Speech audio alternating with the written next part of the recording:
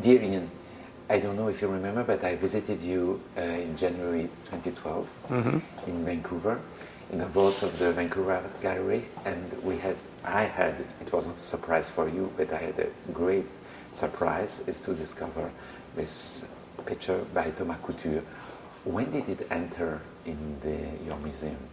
Actually, it was bought in 1931, which was when the gallery opened.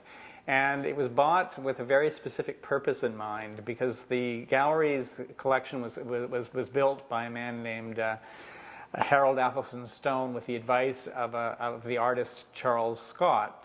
And Mr. Stone wanted what he called a highly finished subject picture for the Vancouver Art Gallery. And so they spent a lot of time looking for this highly finished picture. And they saw it in Paris, in the Gallery Georges Petit, in June of 1931. And it was the equivalent of 600 British pounds in price, or 2,000 Canadian dollars. And that was a lot of money, because they didn't have a lot of money to buy pictures. So they thought, well, they would see if they could persuade the wife of one of Vancouver's leading citizens, Mrs. Jonathan Rogers, to give them the money. So they took Mrs. Rogers along to Gallery Georges Petit, and she liked the picture, and so she agreed to write a check. And the Vancouver Art Gallery has a diary that Charles Scott kept of his visit to Paris and his buying of pictures for the gallery, and he says in his diary, "The deal is done." And so this is the picture that they acquired as the big subject picture. It was the largest picture the Vancouver Art Gallery bought in 1931. It was the most expensive picture that was bought in 1931. And it immediately caused a problem in Vancouver, because it had this sort of horrible these moral overtones of dissolute behavior, which was one thing that people didn't like very much in Vancouver. So there's a couple of newspaper articles in the 30s about, people are outraged by this. And the second problem that it had was that they built a new building for the Vancouver Art Gallery in 1931, and it had galleries in the upper level, and in the basement they had a storage room when things weren't on display.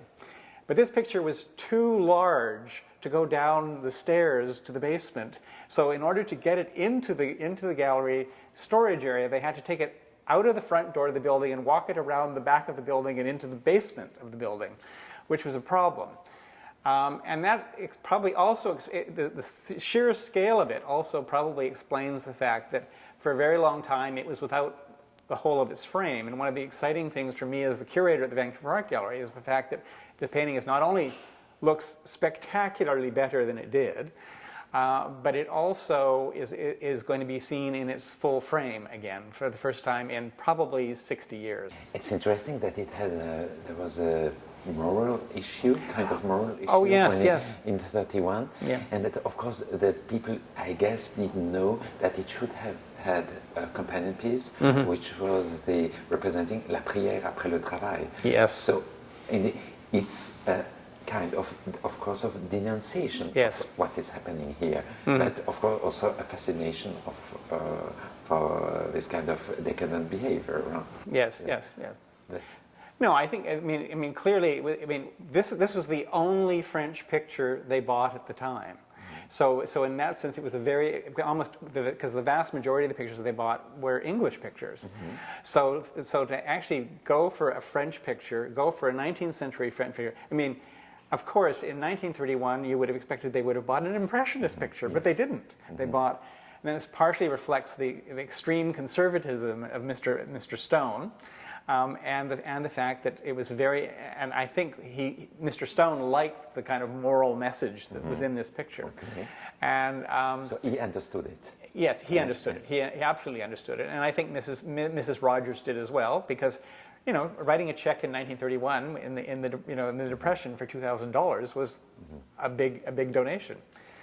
Well, I'm wondering how known Thomas Couture was in Canada, because you know that he was very famous and very successful in the private collection in the second part of the 19th century in the United States, particularly his portraits and even more his genre scenes. He started to paint when he retired in the Val d'Oise in the late 60s up to his death in 79, and you can find a lot of Thomas Couture, particularly genre scenes, in still in private collections, in old private collections in the United States, or in museums like the Vancouver Art Gallery, which is one of the best couture collection. But in Canada, obviously, he was a newcomer in 1931. And he was absolutely a newcomer in Western Canada. I mean, this was this, to my knowledge, is the only couture painting that belongs to a museum in Canada. Indeed. Yeah. Indeed. No, it was a very unusual picture to bring to, and I mean certainly it was put on display when the gallery opened in 1931, and it remained on the walls for a long time, and then it became unfashionable, and so it went down into the storage by being walked around the building. Well, like Les Romains de la Décadence, his most well-known picture, which is now on view at the Musée d'Orsay, was not on view at the Musée du Louvre.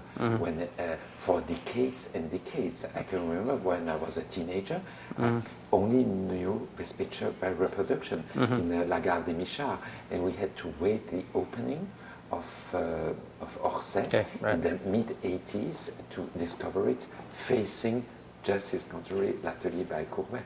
So indeed, it went out of fashion. But I think it's important to remind our public that in the second part of the 19th century, there is not only Impressionists, there are also the great academic tradition, which continues with artists like him or like Jérôme.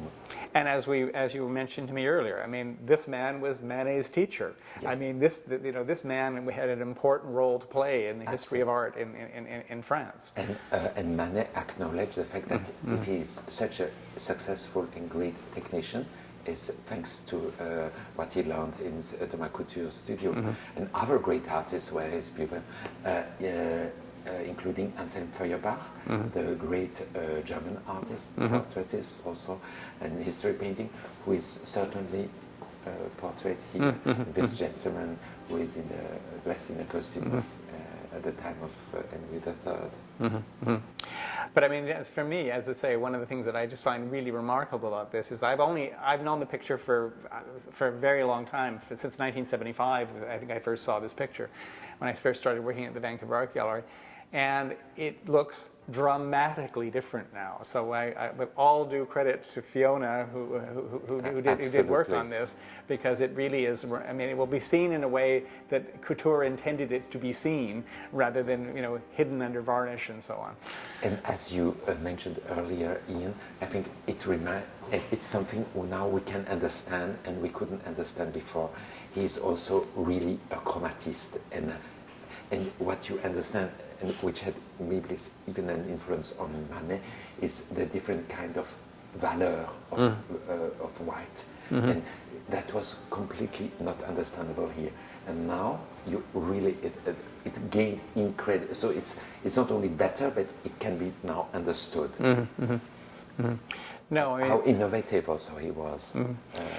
Yes, and it's actually interesting because I think one of the things that I'm struck by seeing it now is having seen the large wallpaper version of this. This is so much richer than the wallpaper version, and and this often gets kind of sort of dismissed as being a study for the wallpaper, but in fact this is so much richer than the wallpaper. Well, it's the same like the carton by Raphael in Victoria and Albert in front of the tapestries. Yes, indeed. The people knew the tapestries, but I think the carton are better. Yes, indeed. I'm looking forward to seeing it in the installation both in the small exhibition about the picture itself, but also in the installation when you redo the 19th century galleries, because I think I will show you the room. I think it will look really splendid. So very happy to do it. It's for our public. It's really an incredible benefit. Well, thank you to the National Gallery. Thank you to the Vancouver Art Gallery.